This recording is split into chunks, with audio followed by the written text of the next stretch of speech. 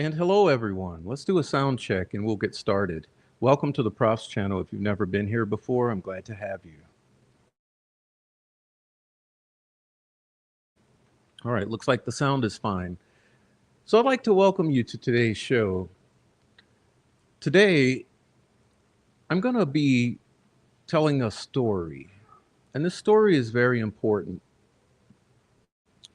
It's a very meaningful story. It's something that I don't really talk about often, and I've never talked about here on YouTube. So I figure it's a good time to do so. Um, and that is Hurricane Katrina, my story told 20 years later.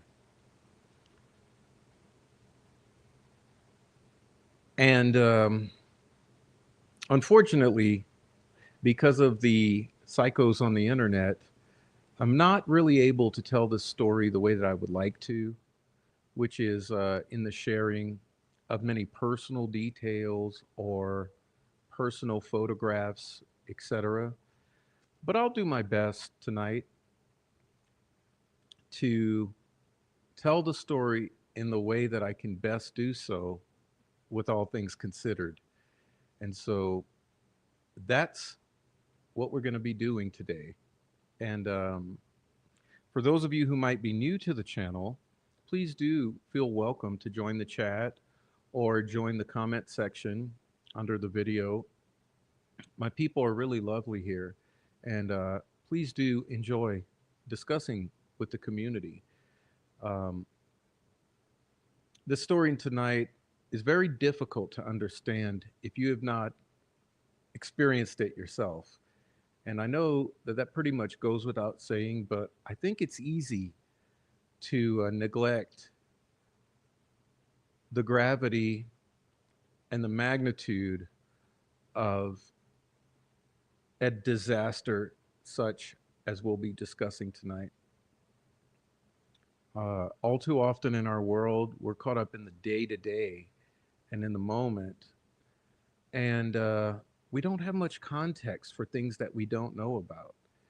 And I thought this was my opportunity to tell this story in a way that I can relay meaningful things to you because this story matters. And there's an entire universe that you're unaware of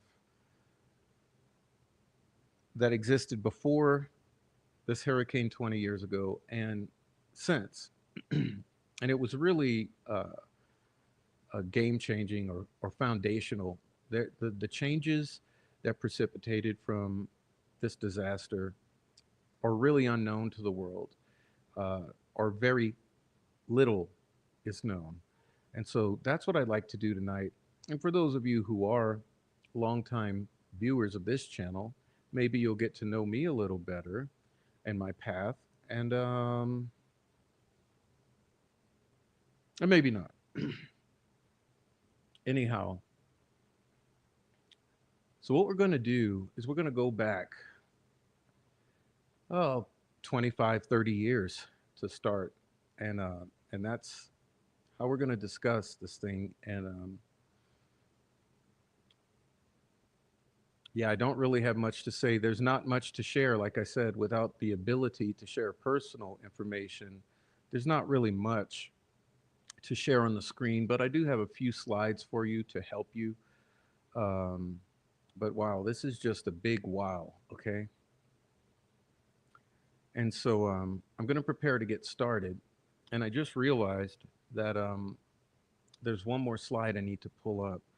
So let me get going on that while you wait. Let's see.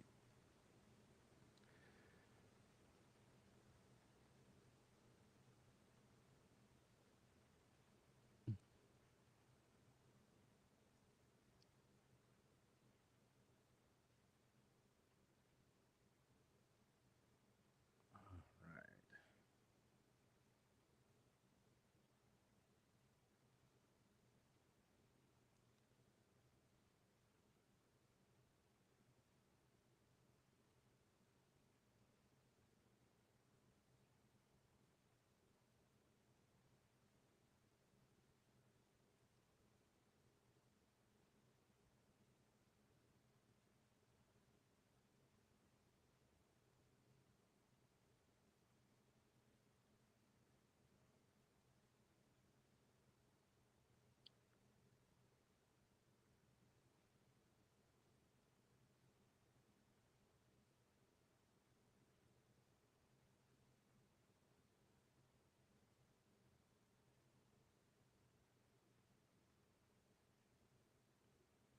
Apologize for the wait.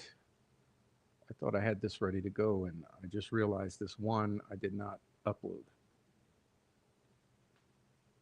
While I do this, please be aware that I have pinned the support pathways, etc., at the top of the live chat.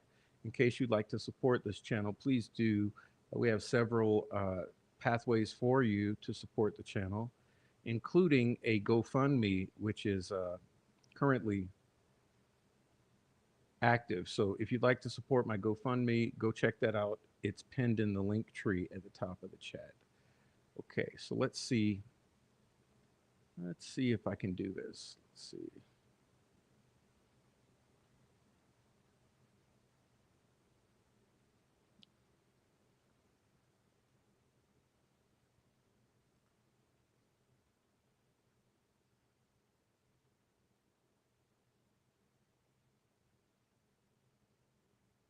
Oh, you know what? I think I'm going to go with this one.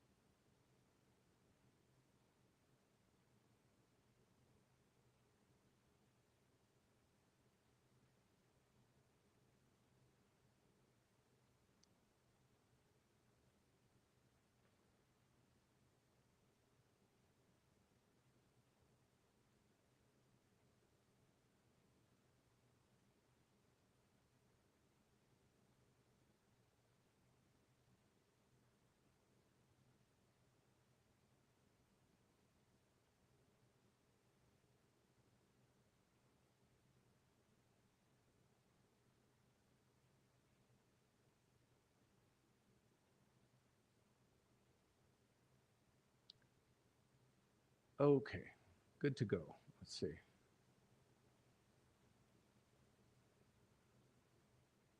All right, so welcome in here. So I'd like to take you back to approximately the year 2000. Okay. Um, in the year 2000, I was living in New Orleans. I had completed my second college degree. No, I was nearing the completion. Um, I'm a little scrambled in trying to upload that, but in the 2000s, early 2000s, I was completing my degree, and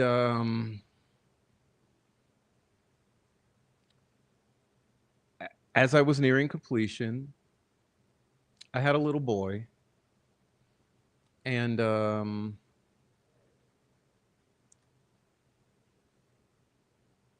so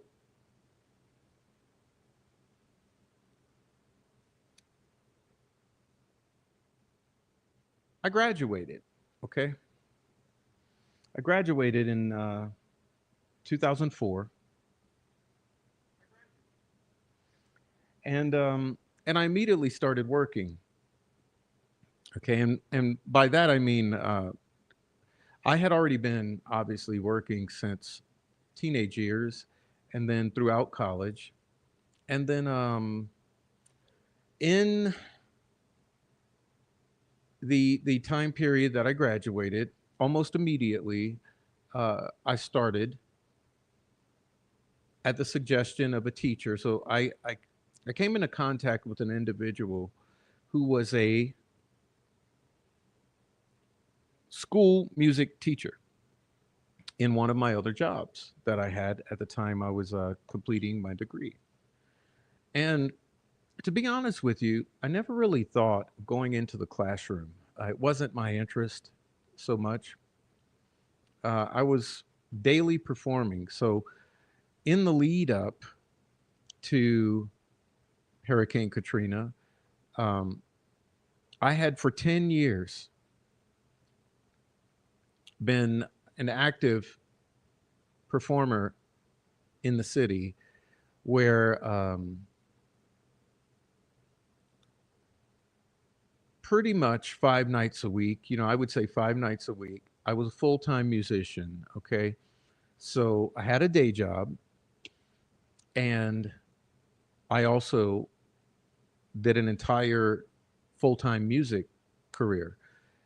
And that included playing at all sorts of events. Okay. So I played at anything you could possibly imagine, uh, in things you couldn't even imagine, a literal working musician. And that was a really wonderful life.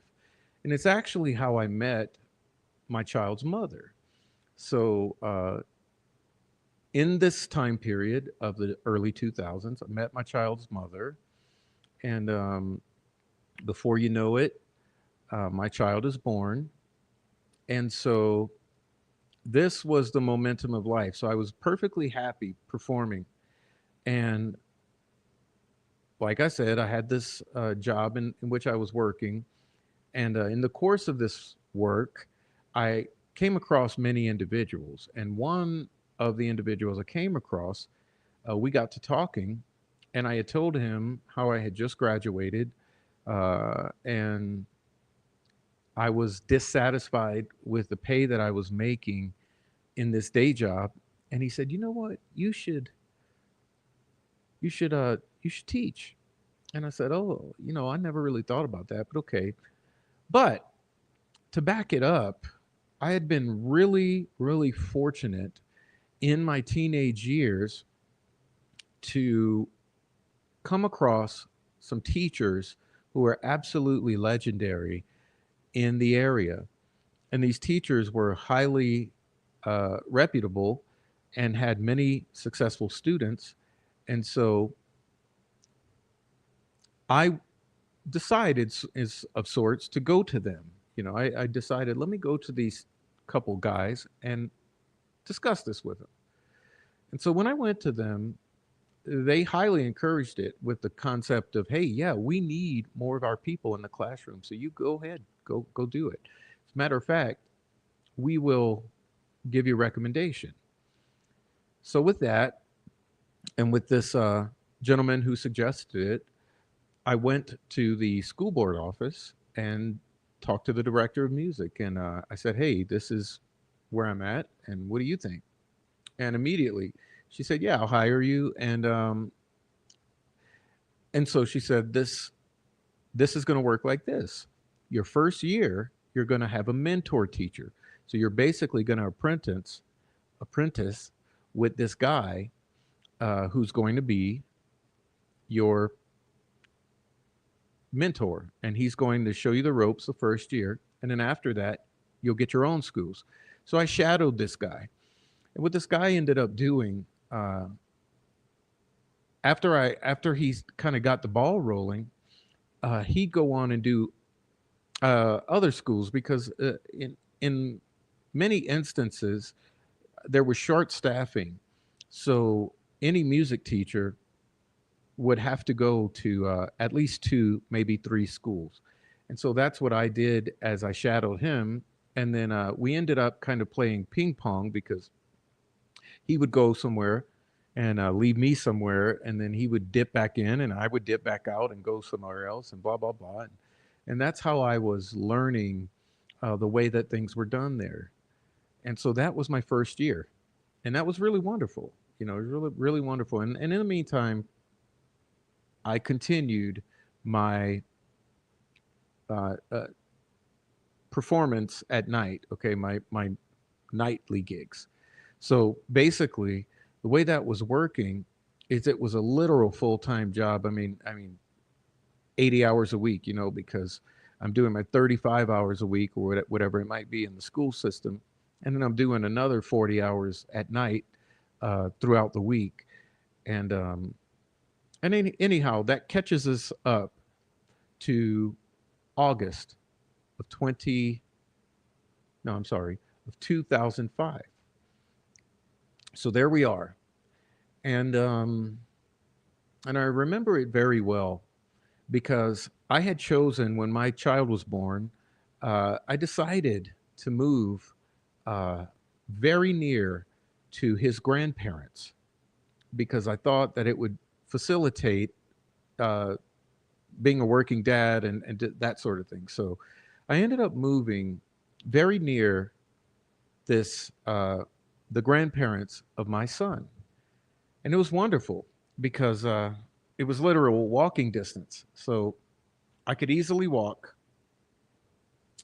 just around the corner, and we could do handoffs and all this stuff that we had to do. We'd go have lunches or dinners or whatever it might be. It was a really wonderful setup. It was ideal. I look back on that time with a lot of sentimental feelings because things were just phenomenal. Um, and on top of that aspect, the relationships that I had built in those 10 years prior were just incredible. We had such tight knit friendships and musical relationships, and these relationships were very, very close. And anyone who happens to be a musician in the crowd, you might understand that when you get to playing with people all the time, several nights a week for 5, 10 years, uh, it's just effortless. Okay, it's an effortless task to perform because you get to know each other that well. Um, and so there was so much going on. Okay, there were so many of these relationships with the musicians, with the family, um, with the friends, and with the jobs. And it was an incredible time. Uh, Something I'd term a functional community. It's just absolutely beautiful. You get to know all your neighbors, all your coworkers, all your students and their families, and your colleagues. It's just an incredible setup. The way things should be in a small community where everyone is working together. And that was the state of life in August of 2005. Just a wonderful life. And um, and so, as I mentioned, I moved into this neighborhood, and with me came all my things. So a piano. I had a whole football team. I remember that I had a whole football team. Based not a whole football team. 5 guys from the football team helped me to move my piano into my apartment, and with that, I had an extensive collection of books, of sheet music, of manuscripts of music I had written. Um, I had so many things from my grandparents that I was gifted, like photographs, mementos, antiques. Um, I had a wonderful collection of compact discs, because in that time we were using compact disc, and since high school I had been collecting compact disc. The BMG music group where you pay a certain amount and you just have those things coming in all the time. And it was just a wonderful, wonderful collection of things.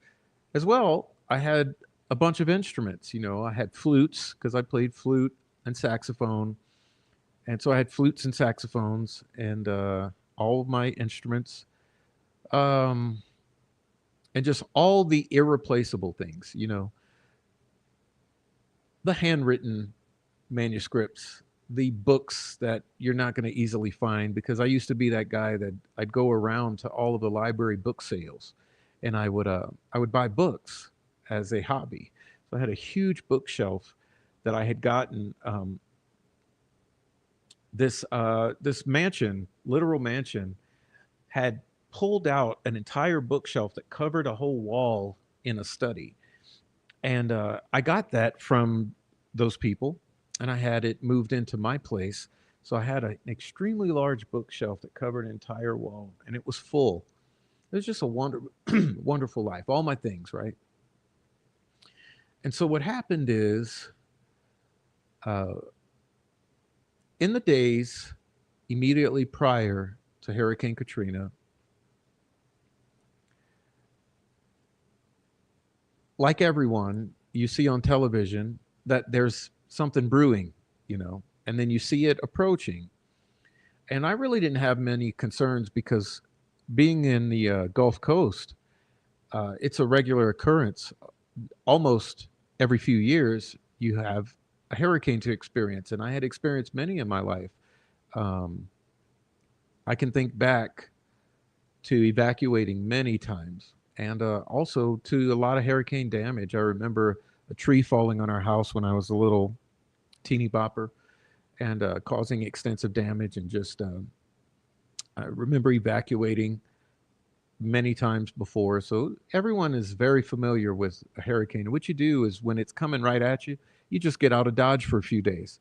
And it never is a big deal. You always come back and everything's still there. And so that's where I was. And it was wonderful.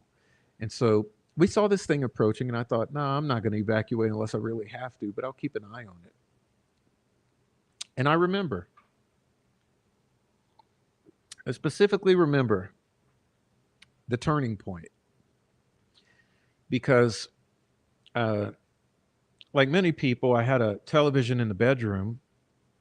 And I remember on that occasion that night I laid down to sleep. I watched the television and put on the news, and I saw that this thing was going to enter the Gulf of Mexico overnight. And I thought, hey, it's fine. It's fine. So I'll check it in the morning. So I didn't freak out, but I made some phone calls, you know, called my mom, I think, my dad, my grandparents or something, and said, hey, this thing's coming this direction. Um, I'm just going to keep an eye on it. If I have to, I'll just get in the car tomorrow and get the hell out of Dodge. And so that's what I did. Now, let me see if I can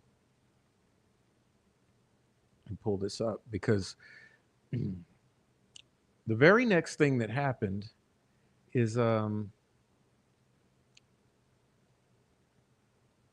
woke up that morning to this site here. Okay. And I hate to say it because I think I overslept. I must have woke up about 10 a.m. because when I woke up to this site right here, um, you don't understand the amount of urgency. Because prior to this, the thing was smaller before it entered the Gulf of Mexico. It didn't look as intimidating. It looked like your normal hurricane. So I went to sleep. Well, when I woke up that morning, this is what I was looking at, which was a hurricane that nearly filled the entire Gulf of Mexico. And let me just say, when when you wake up to this, and it wasn't looking like this before bed, um, the level of urgency just peaks at 125%. I mean, I literally didn't need caffeine that morning. Okay, I just woke up startled because the minute I woke up, I turned the TV on and I saw this, and and I said, oh my God, get out now. So what I did is I called my son's grandparents who lived in the neighborhood, and I said, hey, I'm getting out now. What are you going to do? And Grandpa said, oh, yeah, we're getting out now. I said, me too. I said, you want to take the kid? You want me to take the kid? He said, we'll take him. I said, where are you going? Texas. I said, okay, well, I'm going Florida. So this is what happened. And so what happened is uh, I brought him over. I immediately came back home and I started throwing stuff in the car. At the time, I had a car. So I threw a suitcase of clothes. I packed a suitcase with clothes. I I grabbed a box, a cardboard box, and threw some important papers in there, like birth certificate, couple important papers in there. At the time, I was able to have cats. I had not yet developed a cat allergy, so I had a beautiful cat, and I grabbed the litter box and freshened it up or whatever, put it in the car, threw the cat in the car, got in the car, went right to the gas station, topped off the tank, and got the hell out of Dodge. So it was very interesting because I hit I-10 eastbound. And like I said, we all figured we'd be back in 3 days. So it's a very interesting thing because as I was approaching the portion of the interstate where you either go northward into Mississippi or eastward into Florida, I noticed that there were several state troopers and highway workers who were putting up the barrels to block off the I-10 eastbound. Okay, so that's literally what happened. Is that is as I'm approaching that split to head through Mississippi and into Florida, uh, I saw that I was within 5 or 10 minutes of being forced to go northward toward Jackson, Mississippi. And I was really startled. I was really startled because I thought, oh my God, they're closing the interstate. If I would have been another 20 minutes later, I wouldn't have got uh, to go where I wanted to go. So that was the first indicator to me that something was wrong because I couldn't understand why they were going to shut down I-10 eastbound out of Louisiana into Florida. And so the wheels get spinning, and I thought, wow, this is it's kind of odd, but I'm glad I made it.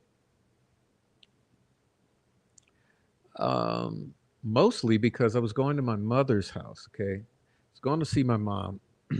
I had already called. We called.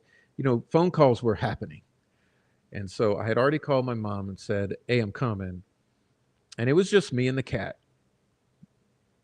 Like I said, my son and his grandparents and his mother, they went towards Texas. And so eventually I reached my destination. And I vividly remember it. I really do, because my mom was watching CNN. These were the days of CNN. And so I remember my mom watching CNN, you know, and we saw the hurricane land. We saw that it was some severe wind and not really too bad. Wasn't really too bad at all. And I thought, okay, mom, it's fine. It's going to be fine.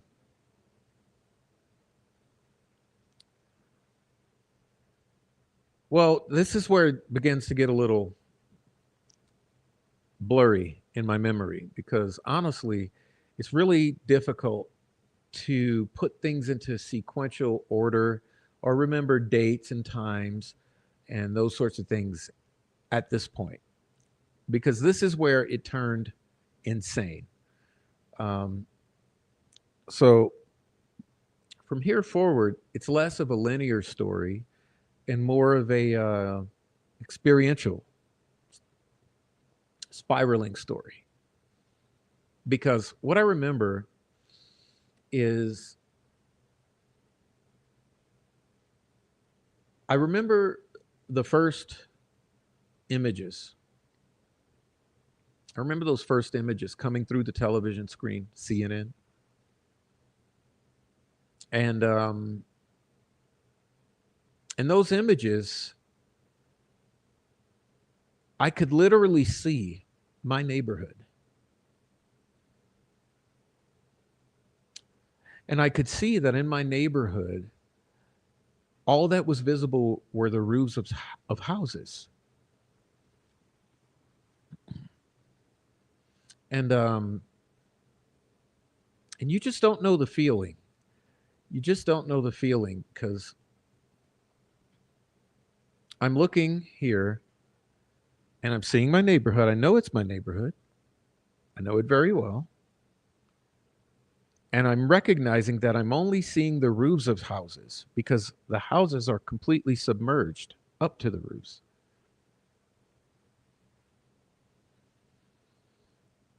And you know, there comes a sort of anxiety with that, a state of disbelief. It's hard to describe that feeling, but I remember it well. It's somewhat,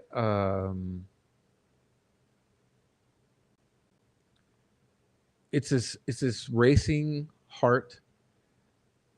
Um, it's astonishment.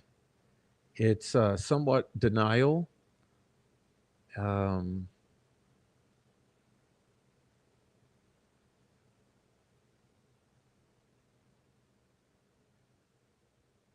it's just a lot of feelings all at once. And I remember seeing that. And then I started thinking, I know a lot of people in my neighborhood weren't leaving because we had talked about it. You know, basically, as I was leaving, you know, you stop and you roll the window down. You say, "Hey, where you going? You going? You staying? You going?" You. So that was the sort of deal. As I started thinking, wait up, some of my neighbors are still there,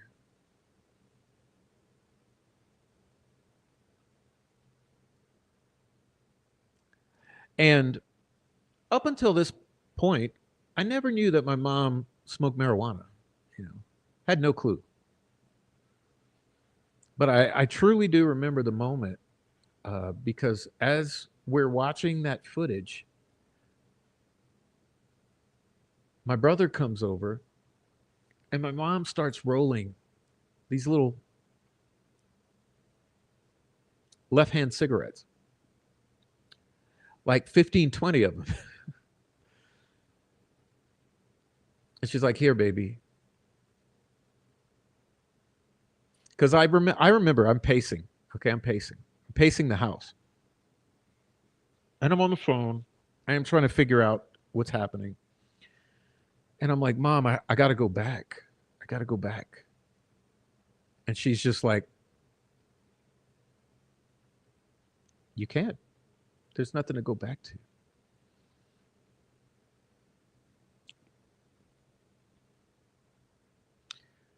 And so I can't even tell you how many days passed.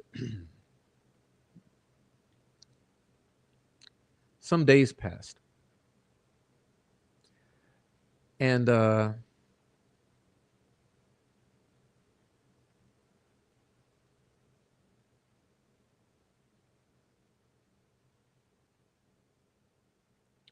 so the entire time I'm on the phone, you know, during this week or so with lots of people, friends, and in our age of social media, it's really not the same because now all you have to do is jump on Twitter or Facebook and see what you need. But at that point, that wasn't reality, right? So what do? You're calling everybody, you're networking, you're info sharing, and so we were all calling each other endlessly in that week. trying to figure out who's where, who's okay, who we haven't heard from, blah blah blah blah blah. You get it. And and so that's what I was doing during that period of time. And in that way, we were able to kind of get a bead on what was happening, boots on the ground. And the entire time, okay, we're watching CNN. And I'm watching the CNN and I'm saying, where's the help? Because we're like 4, 5 days in. And I'm looking at my mom. I'm like, where's the help?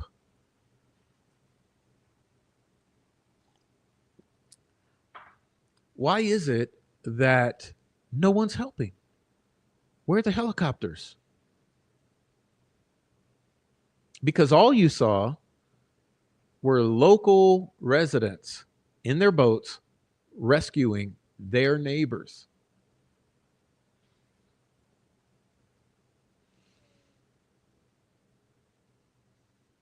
And it was just a level of cognitive dissonance that you can't believe.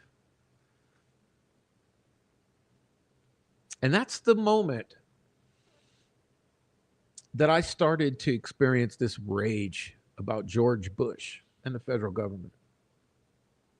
Because I wondered, why are they allowing these people to die? Why is there not a fleet of helicopters rescuing people? Where's the Coast Guard? Where are the 25 boats picking people up and bringing them to safety and medevacing them out of there? And every day that went by, the confusion increased and the rage increased.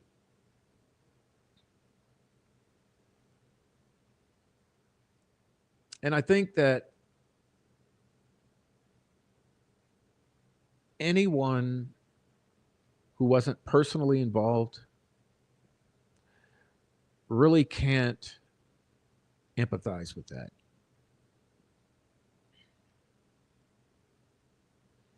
Because I was positive the military could turn on a dime and within 24 hours mobilize and render aid.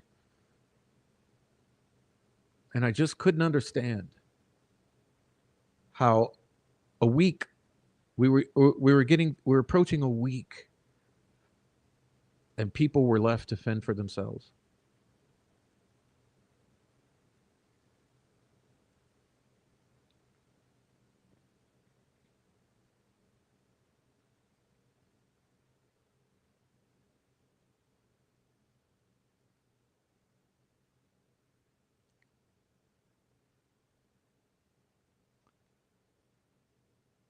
And like I said,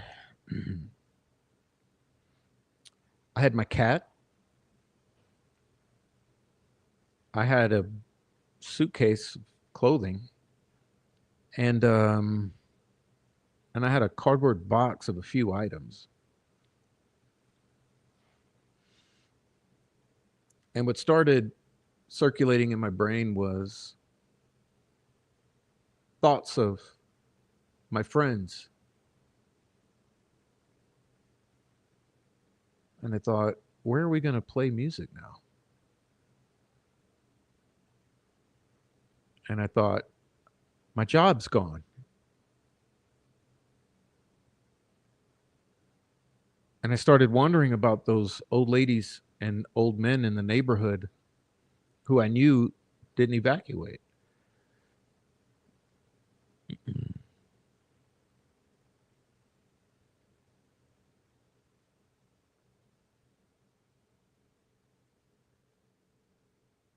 And like I said, my mother's doing the best to keep me calm,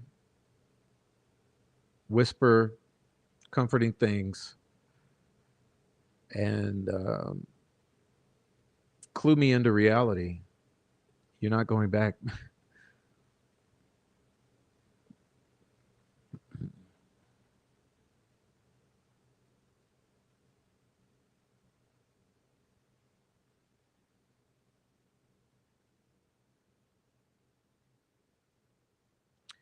So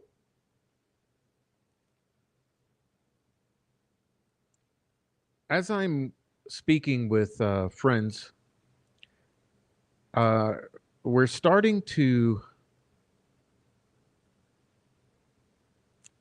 understand that the water had receded enough. And honestly, I can't tell you when this was.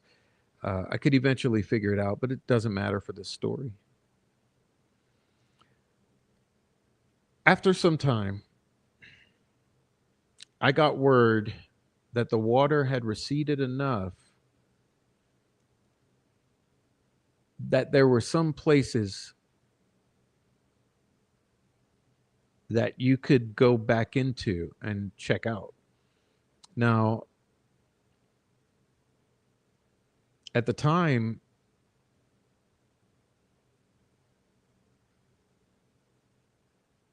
there was a no visit order, and I don't know what you call it, but I remember that all roads in were blocked.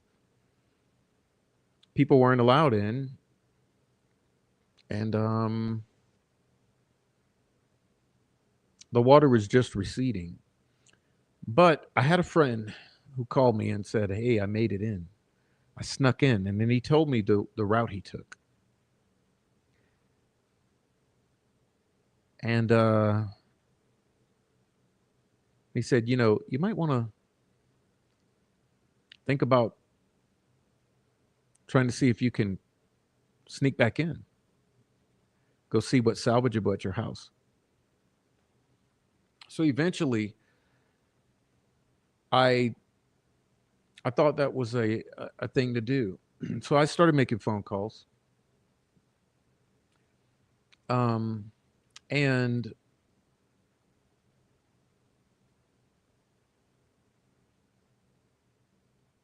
that's going to bring us to part two. So let me pull this up before I get any further.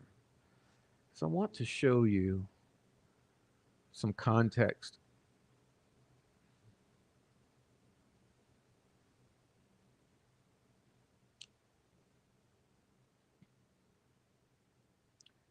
Okay. So I want to show you my neighborhood, the neighborhood I'm talking about.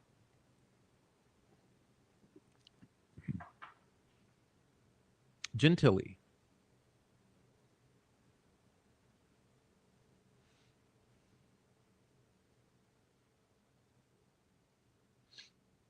Gentilly neighborhood through the ages.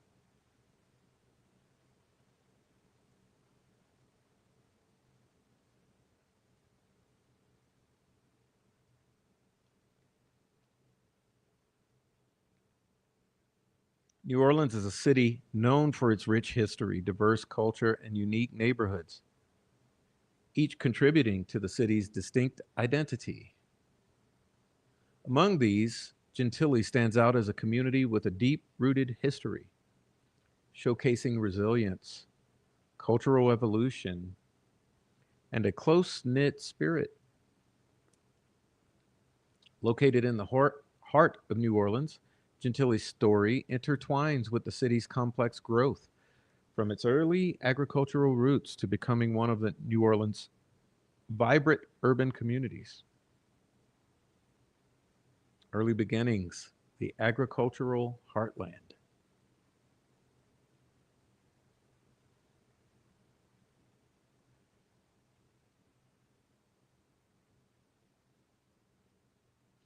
The name Gentilly comes from the French word gentile, meaning gentle or noble, a reference to the rural and scenic landscapes of the region during its early history. Long before New Orleans expanded, Gentilly was largely agricultural, characterized by farmlands and plantations that stretched across the banks of Bayou Sauvage. The neighborhood followed the natural ridges created by the ancient Mississippi River course, an important factor that will later influence its development. In the 1700s, French settlers started to shape Gentilly into a farming community, cultivating crops like sugarcane, rice, and indigo. The fertile soil and proximity to waterways made it an ideal place for agriculture. Many enslaved people worked the land, laying the foundation for the economy and culture that would later define Gentilly. While it was somewhat removed from the urban core of the French Quarter, Gentilly's agricultural importance cannot be understated, as its farms helped sustain early New Orleans. The growth of infrastructure from farmlands to urbanization. Gentilly's transition from farmland to an urban neighborhood can be traced to the 19th century when New Orleans experienced population growth and expanded beyond its original boundaries. By this time, the introduction of new infrastructure, including roadways and rail lines, made Gentilly more accessible to those looking to settle outside the city center. The development of historic Gentilly Ridge, a high ground area running along modern day Gentilly Boulevard, became pivotal to the neighborhood's growth. This ridge was one of the highest elevations in New Orleans, which made it a preferred settlement area, as flooding was less likely than in other parts of the city. As drainage technology improved, particularly after the construction of the New Orleans drainage system in the early 20th century, Gentilly Ridge became even more attractive to developers and home builders. By the early 1900s, Gentilly was no longer just farmland. It had become a burgeoning residential community.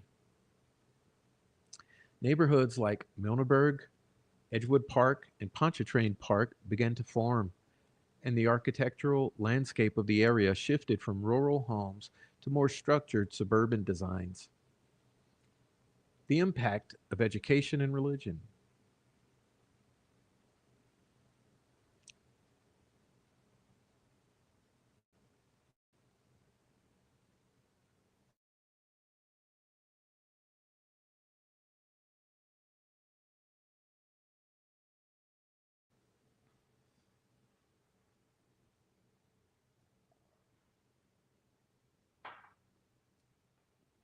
One of the critical elements of Gentilly's identity has always been its strong ties to education and religious institutions.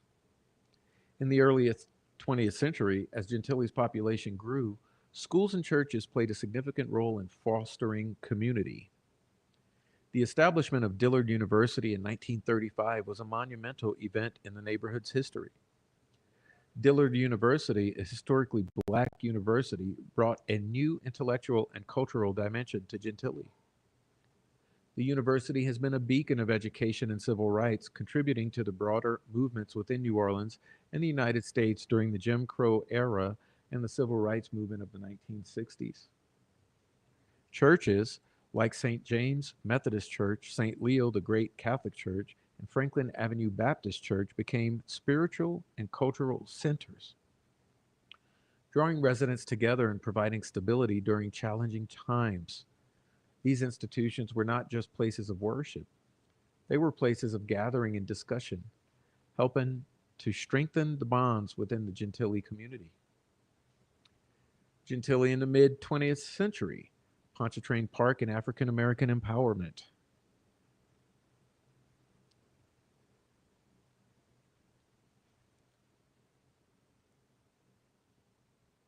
A pivotal moment in Gentilly's history came with the development of Pontchartrain Park in the 1950s.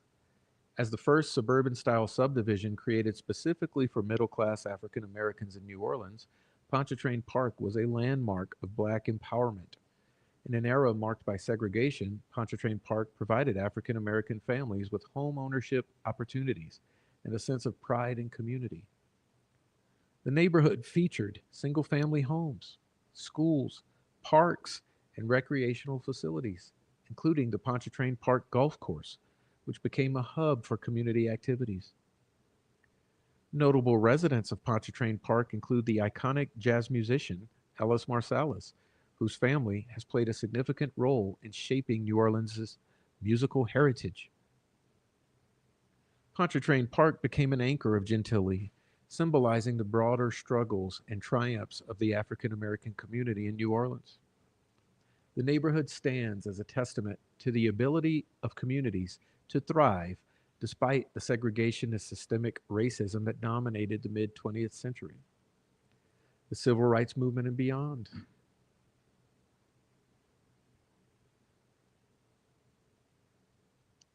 During the civil rights movement, Gentilly was a neighborhood where activism and progressivism flourished. Institutions like Dillard University served as forums for dialogue and education on civil rights issues, and local churches became centers of activism. As New Orleans grappled with desegregation and other civil rights challenges, Gentilly's leaders and residents played an essential role in advancing the cause. Post 1960s, Gentilly experienced a period of growth and further integration, with a new wave of residents moving in, contributing to the neighborhood's diversity. As the decades passed, Gentilly became known as one of New Orleans' more stable middle class neighborhoods, characterized by a mix of single family homes, schools, and local businesses that catered to its residents. Hurricane Katrina, devastation and rebirth. And here you can see what I mean by the photographs, or the photograph of the homes here, submerged to the rooftops.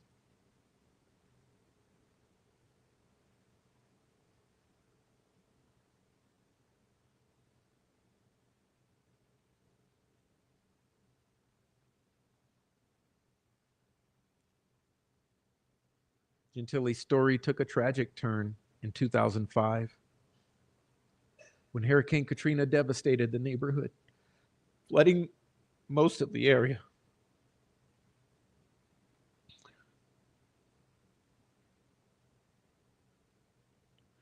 Much of Gentilly, including historic Pontchartrain Park, Milneberg, and Dillard University, suffered severe damage. Sorry, guys, it's traumatic. The floodwaters reached homes and businesses, causing displacement and leaving the community in a state of crisis.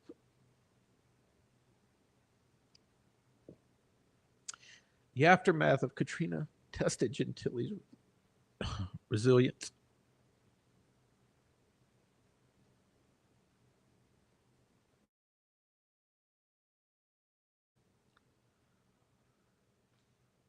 But the neighborhood's recovery showcased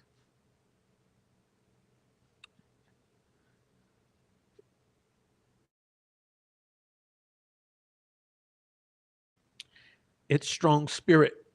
Over the years, Gentilly residents, along with government and private organizations, have worked tirelessly to rebuild homes, schools,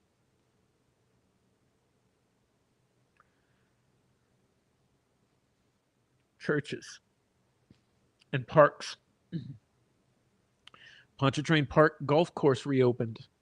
Dillard University revitalized its campus, and many local businesses returned. The recovery was not quick or easy, but it marked a new chapter in the neighborhood's history, one of rebirth and hope. The modern era, a thriving, diverse community. Today, Gentilly is thriving, a diverse neighborhood that reflects the broader cultural fabric of New Orleans. The neighborhood has a reputation for being family oriented, with its tree lined streets, parks, and schools, making it a desirable place to live for people from all walks of life. The revival of Pontchartrain Park and the continuing presence of Dillard University serve as reminders of Gentilly's deep roots in education, culture, and community. Local events, such as the annual Pontchartrain Park Festival, celebrate the area's rich African American history and culture, while community markets and neighborhood gatherings foster a strong sense of togetherness. The churches, schools, and universities continue to play an essential role in Gentilly's daily life, cementing the neighborhood's reputation as one of New Orleans' most enduring and resilient communities. Conclusion: Gentilly's legacy.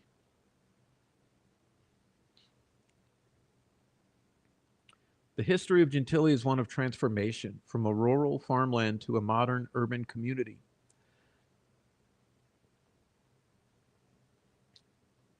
The neighborhood has survived natural disasters, social upheaval, and economic challenges, only to emerge stronger and more vibrant each time. Its legacy is deeply intertwined with New Orleans' broader history, from the early days of French colonialization to the struggles and triumphs of the civil rights movement and the rebirth following Hurricane Katrina. As Gentilly continues to evolve, it remains a symbol of New Orleans' ability to adapt and thrive. Its history is a reflection of the city itself, a place where diverse cultures come together, where resilience is a defining characteristic, and where community bonds are strong as ever. The neighborhood's unique blend of education, culture, and history ensures that Gentilly will remain a vital part of New Orleans' story for generations to come.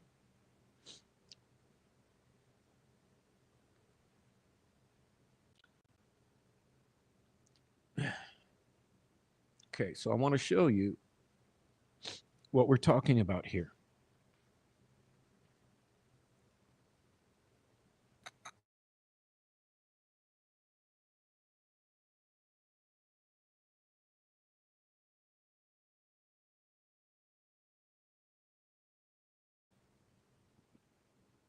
So,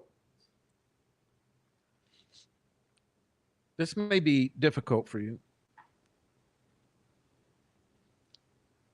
but I'll try to show you here. Now, you can see here a generalized map of New Orleans, okay? For instance, you can see the Mississippi River winding through here. And you see the French Quarter where I'm circling the mouse. See the French Quarter here?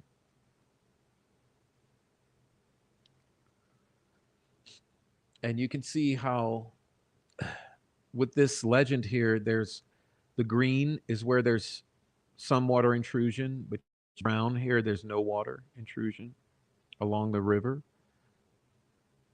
And you can see the darker the color, the deeper the water. So if we take it back here, and I can show you, you'll see here in Gentilly here, where I'm circling the mouse now, it's extremely black, okay? Extremely dark because the flooding here was immense, okay? And you can pretty much see if you look, the darkest flooding or the most severe flooding is closer to the lake here. There's also intense flooding down here and over here in the eastern New Orleans. So if you look here, this is called the lower ninth ward here, down here where I'm circling the mouse. This area here got deep water as well. This received most of the press. You know, when you saw the news coverage, a lot of it was here. You can see how here in New Orleans East, at the top of the screen, there was some severe flooding in eastern New Orleans. But anyway, back to Gentilly, which is where I'm circling the mouse now. So this was a neighborhood. Okay, so I'd also like to show you this graphic here. New Orleans elevation.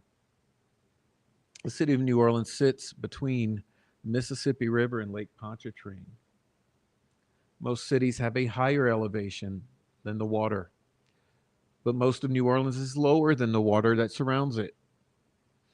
Water does not run into the city typically because there are natural and man-made levees to hold the water back.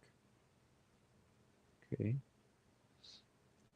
So you can see here your typical level of water is about 14 or 10 feet, which pretty much submerges the entire city were it not for the levee systems. It's an absolutely ridiculous setup here. And you can see here how low the city sits and how when you get to Gentilly and near the lake, you're actually below sea level. So were sea level to come, you'd still be below sea level in these areas. And this is exactly what happened.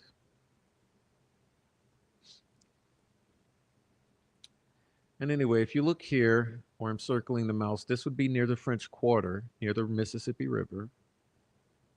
Okay. This area is closer to City Park in the center of the city. And this area here is a Gentilly area. And this area here is the lakefront area. So this is what is meant by the bowl effect. Because you're literally in a bowl. This is why there was such catastrophic flooding when the levees were breached.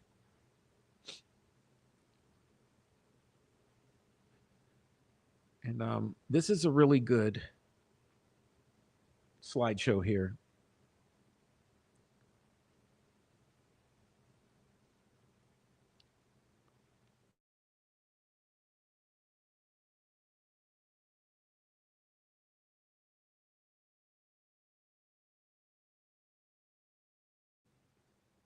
This is going to show us several phases of the flooding.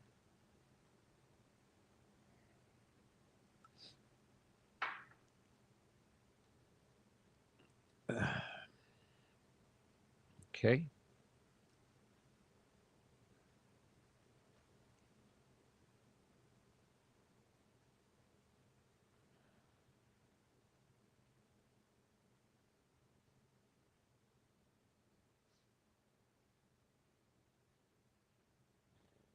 You can see the levee breaches here. And it comes in.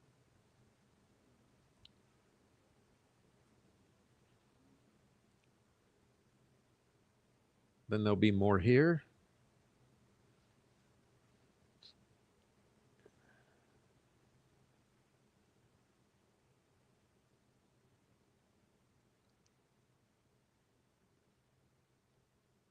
And they'll show the surge as the hurricane comes in. You see the surging water coming in.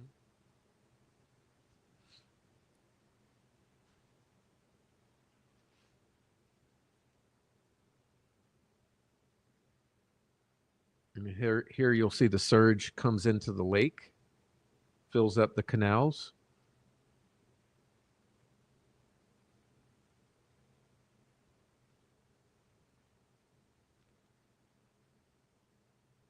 There are more levee breaches.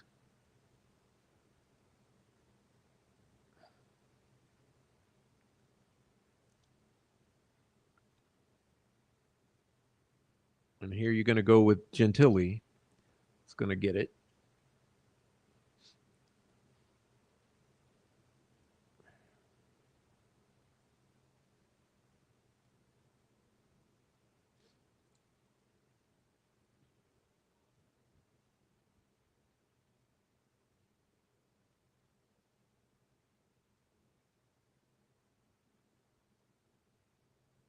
Monday, August 29th.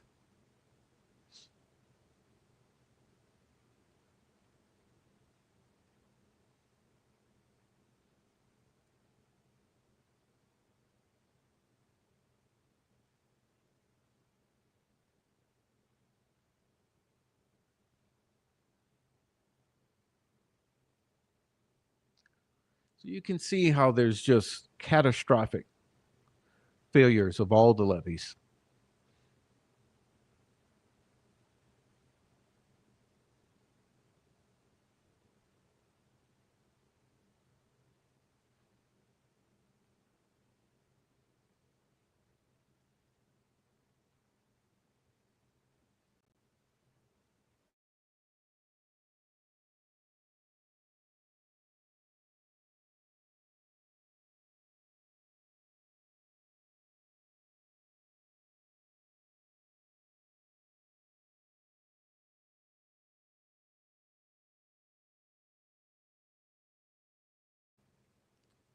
And the suburbs, and no one's spared. No one's spared.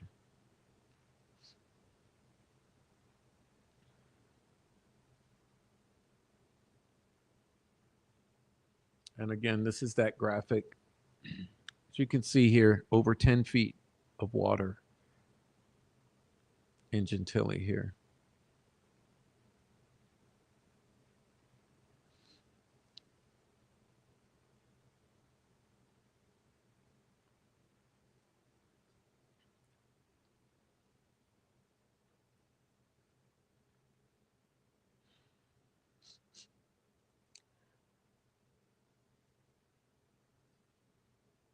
And that's how it all happened, with a systemic failure of levee protection in every part of the city.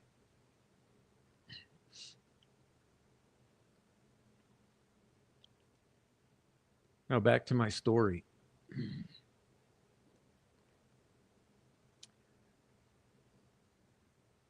So, I'm not sure when it was. I want to say it was anywhere from 2 weeks to a month after.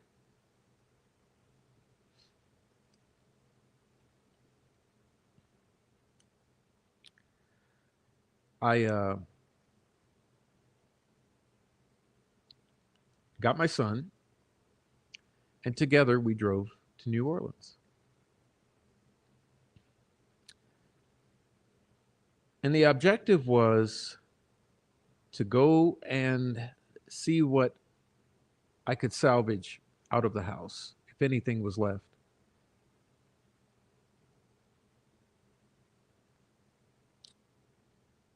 And so I followed my friend's advice on which route to take and how to sneak around the National Guard to get into the city. And I successfully did so. Major accomplishment. And somehow I managed to not get a flat tire rolling through all the debris and the chaos and nastiness.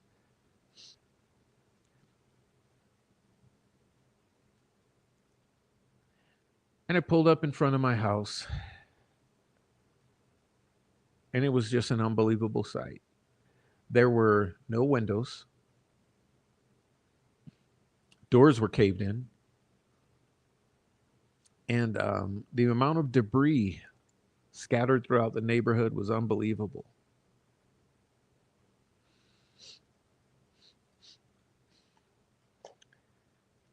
And this is a moment that I'll probably regret forever, because when I stepped foot in there, it was a sight to behold. You remember me saying that I had a piano.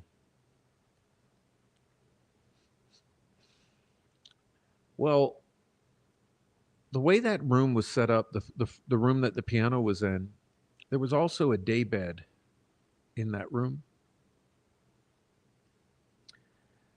And so when I entered the door, the first thing I noticed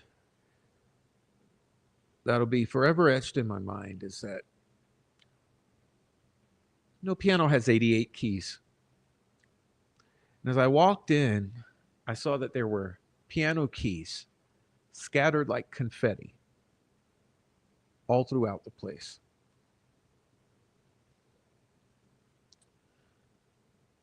Additionally, those of you who know pianos know that there's an extremely heavy solid iron soundboard or harp, the innards of the piano. That's what makes a piano heavy, is the hundreds of pounds of iron. And the funniest thing in the world, that I didn't see a piano at all. There was no piano at all. But there was a huge iron soundboard or harp laying on the daybed. So I walk in, there's piano keys everywhere on the floor like confetti. The iron innards of the piano is laying on the daybed. And all up the walls and the ceiling is mold growth. From floor to ceiling, it's mold growth. Ugly. Look like 1970s carpets. It's like orange and green and black and brown mold splotchy patterns all over the walls, ceiling. Also, all of my beautiful sheet music I had collected over the years had adhered to the walls and ceilings. So as I looked around, I'm looking at sort of a metaphor for my life. plastered on the walls, ceilings, and scattered on the floors.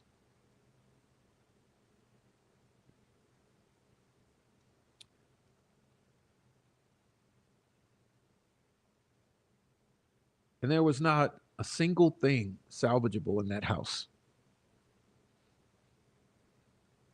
I went through, for instance, all my wonderful compact discs that I had collected for, 20 years. The water was so contaminated with petrochemicals that all the compact discs had deteriorated, because I thought I could go in and pull the disc out of their protective cases and at least salvage those discs. No, the majority of those discs were all deteriorated from the acidity of the water.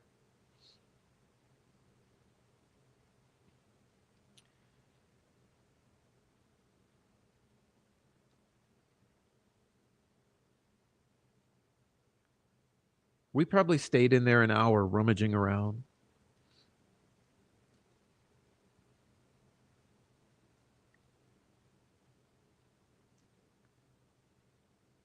I didn't take any pictures, but I mean, it's emblazoned in my memory what I saw. I mean, if you would have seen it, you'd never forget it either. And then as I spoke to people,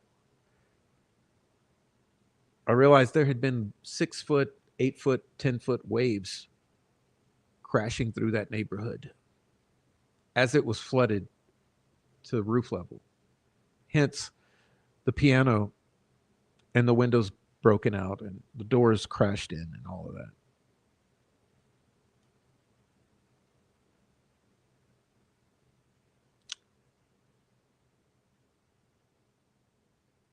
And I learned that several of my neighbors had passed away and drowned right in their homes, right in my block. A nice old lady across the street who I talk to often. The man on the corner who was a part time minister, 76 years old. He had rescued a bunch of people because he owned a boat. And the story that I heard was that he had managed to free his boat during this period of flooding. And he was rescuing people and bringing them to the nearest rooftop, which was like a local corner store. And that somehow, on one of his rescue missions, he never returned, but he passed away.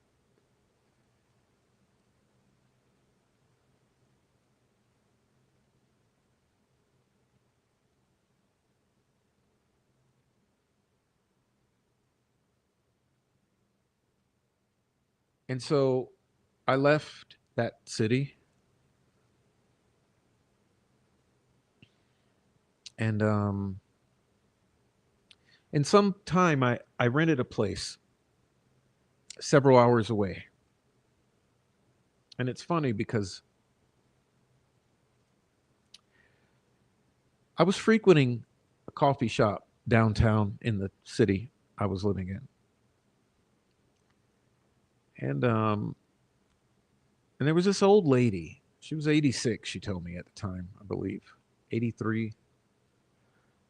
But little old lady. And I got to talking to her, and turns out she had stayed for the storm.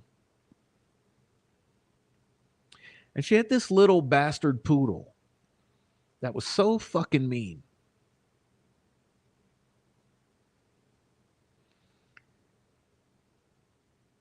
And then she told me the story that she said, forgive him. He's traumatized. He was never like this. But then she told me that during that week or two after the storm, when all the looters going through looting. There are also guys going through raping. And she had a daughter who was middle aged.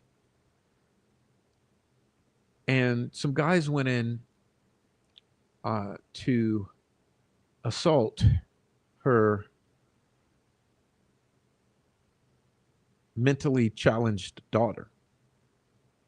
And she said, and that little dog aggravated the shit out of them to the point or to the extent that they moved on.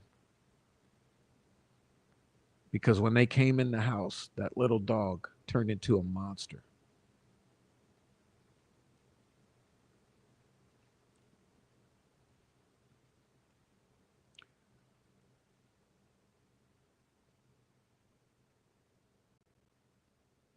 And anyway, it was during this time that I lost my brother and I lost my grandfather.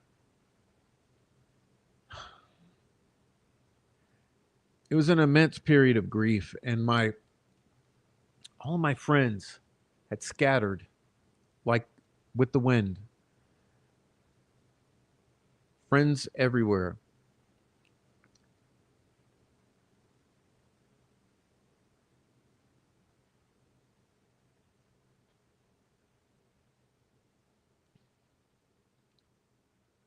And I knew that something had been lost that was intangible. And that was the community, the relationships within the community. Because all of those years prior, all that had been cultivated and worked on,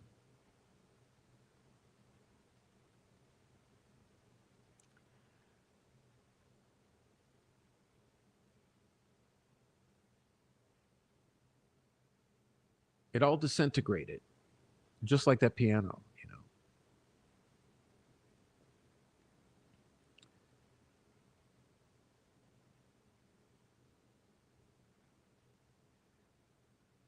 And you can't just pick up the pieces and glue them back together and recreate what once was. For instance, my son's grandparents, they were gone. All of my friends, they were gone. I was gone elsewhere. But at least we were here. Because there were a whole bunch of people who didn't make it.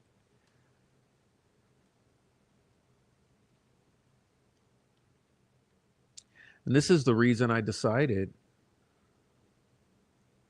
after some time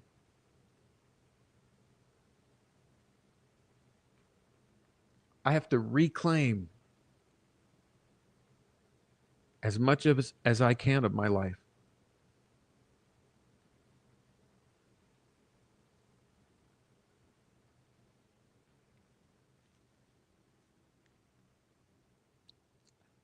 So about a year later, I defiantly returned to New Orleans. And I got another place. And I went right back to work.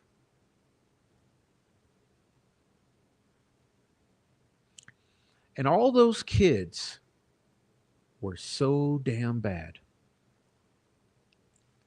because they had lost a year of schooling, many of them.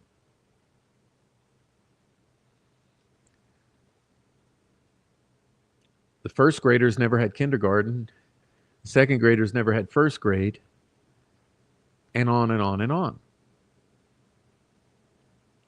So those years after, it was basically a big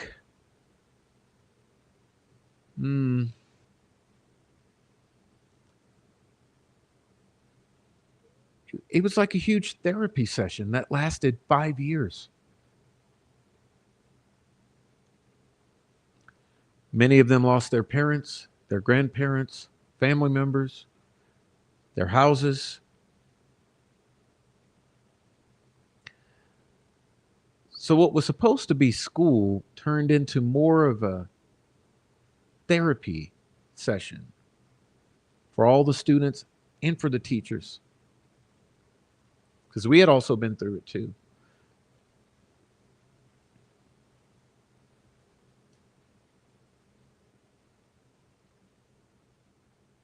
And in some ways, that still continues to this day. But every year, it gets a little easier.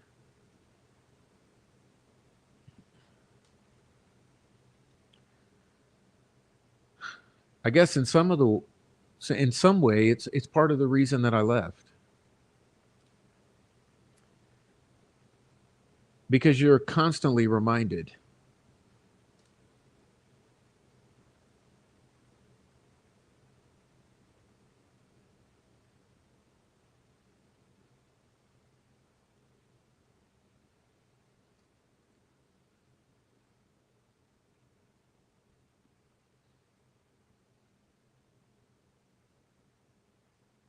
And I was a good saxophone player.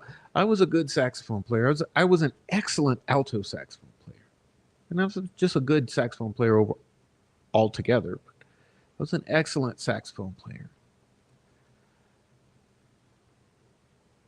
and within 10 years, I had to quit because that one day of mold exposure was so impactful on my system that it changed my entire state of health. I never had asthma problems, never had problems breathing, never had problems with allergies, never had problems breathing.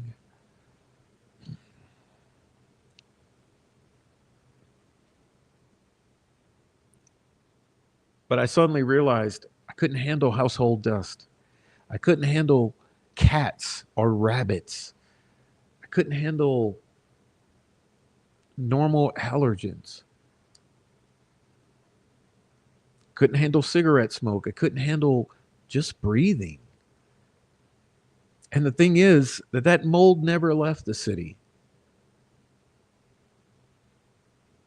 So not only was it the one major exposure, but upon returning, it was every day, every day.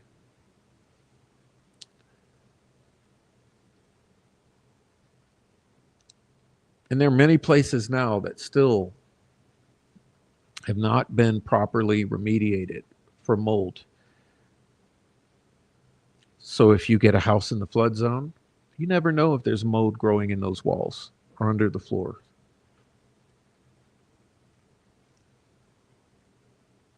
And I miss playing that saxophone. I really do.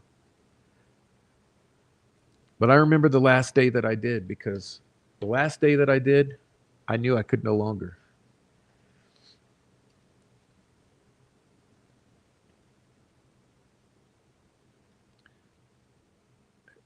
And hitting the nebulizer or the inhalers, it only gets you so far. It's like crutches. And so it has been a lot of effects in so many ways. Like I said, the breaking up, well, first the losing of friends and neighbors, then the breaking up of relationships, of jobs, of community structure, of friendships, of bands, of projects, of schooling, and then the physical ailments that came along with it.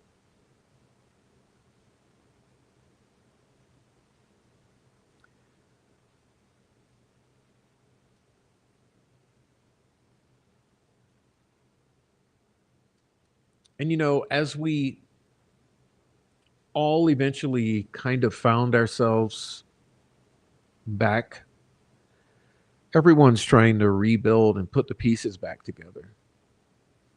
And that's also an anxiety inducing environment.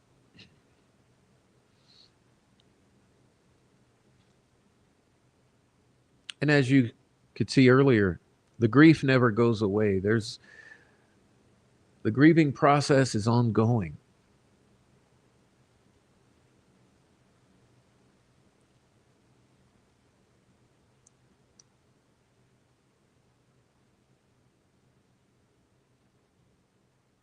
And it's funny because 20 years later, we're now at the 20-year mark of that entire catastrophe. And it's difficult because it's hard to describe to someone what existed before. Because what existed after, or what came after, was not really anything like what existed before. And it's hard to describe that to people. I mean, even in 2008, 9, 10, 11, 12, with a whole new wave of people coming in and a lot of gentrifiers and stuff, it was hard to relate to a lot of newcomers because you felt like you don't really understand what existed before.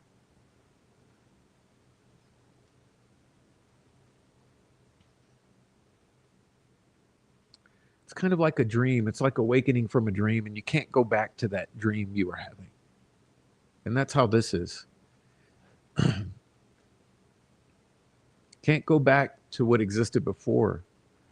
And it was very beautiful and very rich.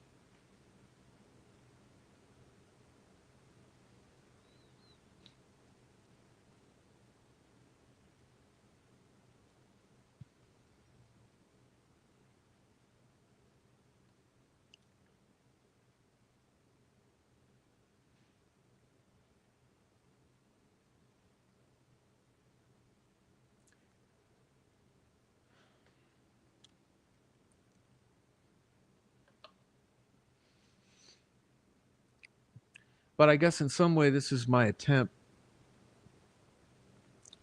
to tell the story person to person, personally, a personal story.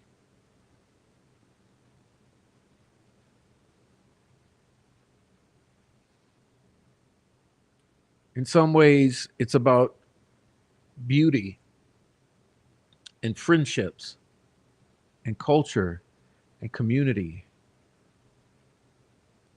and trying to relay something that's intangible, which is nearly impossible.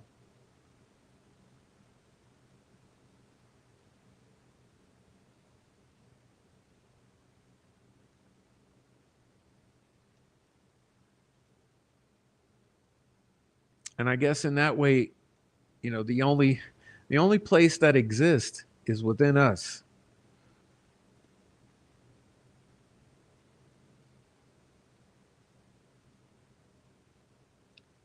And it's a difficult thing to come to terms with.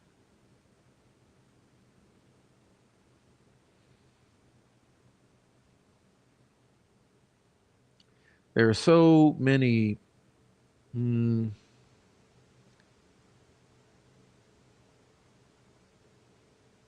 I don't know, like an effervescent experience that can't be described. So many of them.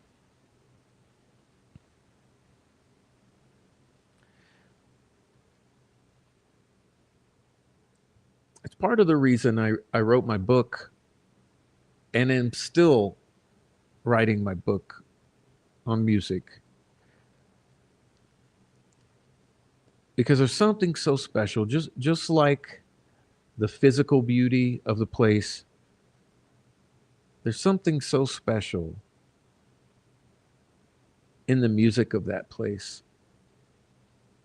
just like the food and other aspects. But there's just this indescribable beauty, something you can't really put your finger on.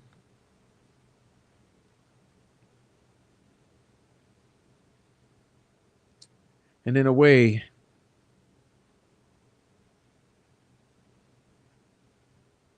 this is why it's somewhat of a eulogy, because Hurricane Katrina took all that away, permanently erased it. And it'll never return. It's only in what we knew it to be or what we know it to have been.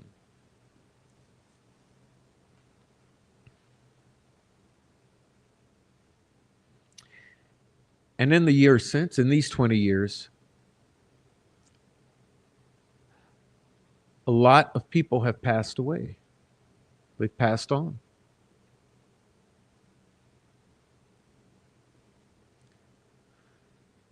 And so, even what remains is slowly going away. And that's a sad thing.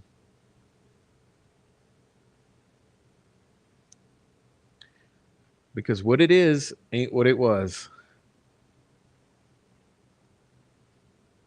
And it will never be.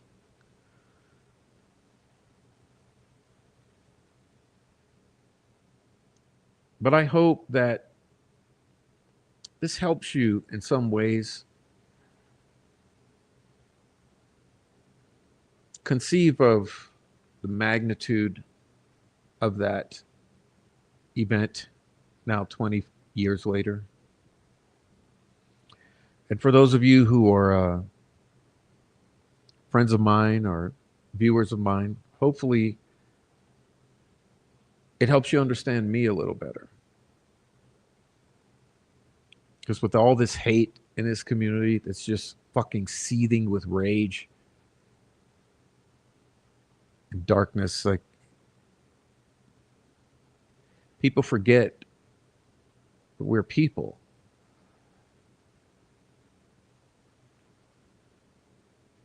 And there were things that meant a lot to us and still do.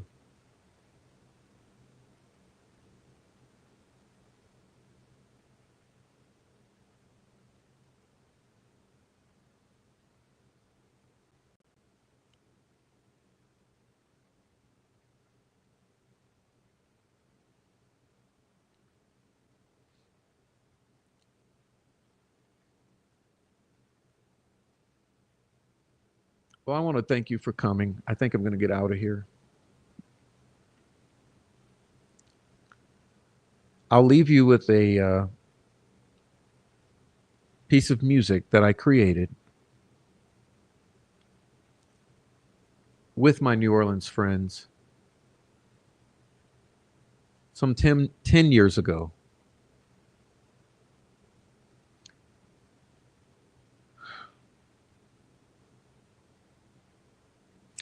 And hopefully you enjoy it. Again, if you're on the replay, please leave a channel comment down in the comment section. Let us know where you're from, what you think, and what your feelings are. Um,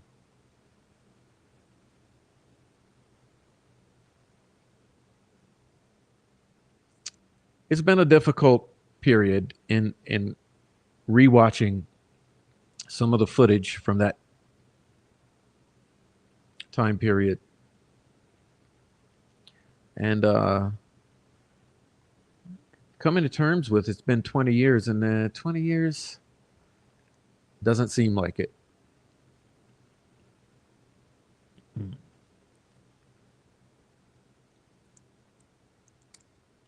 But we'll do another show soon. Please, again, support the channel, visit our pathways, and also pray. Anyway, I'd like to thank Carla Ann, Elizabeth Jones, Quadaxo Mimi, Sweet Dude Shibby, sweet Dude Shitty,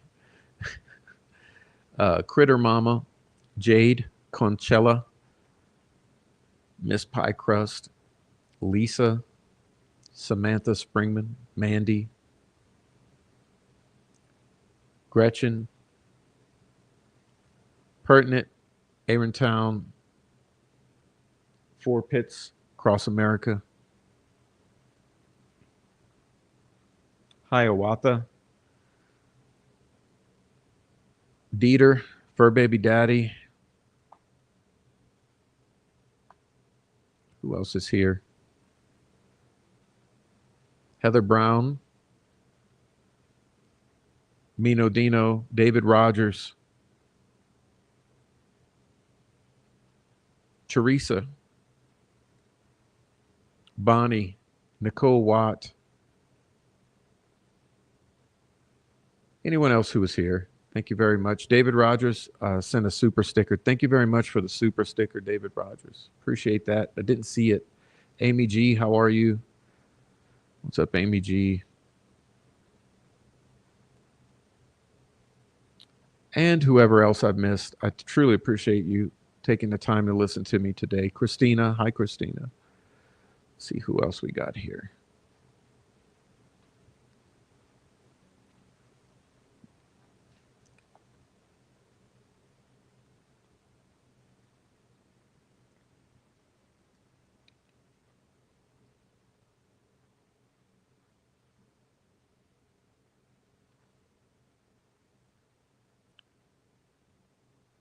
Oh, Dirty Diana, thank you for the super chat. Thank you very much.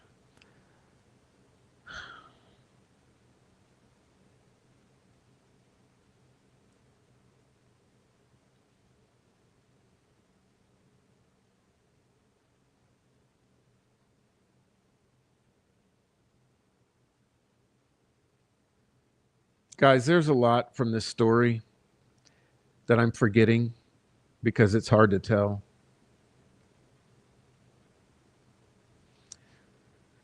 But I'll fill in the gaps later. If there's any questions, leave the questions below, and I'll try to fill in some gaps in the comment section because I know I left stuff out.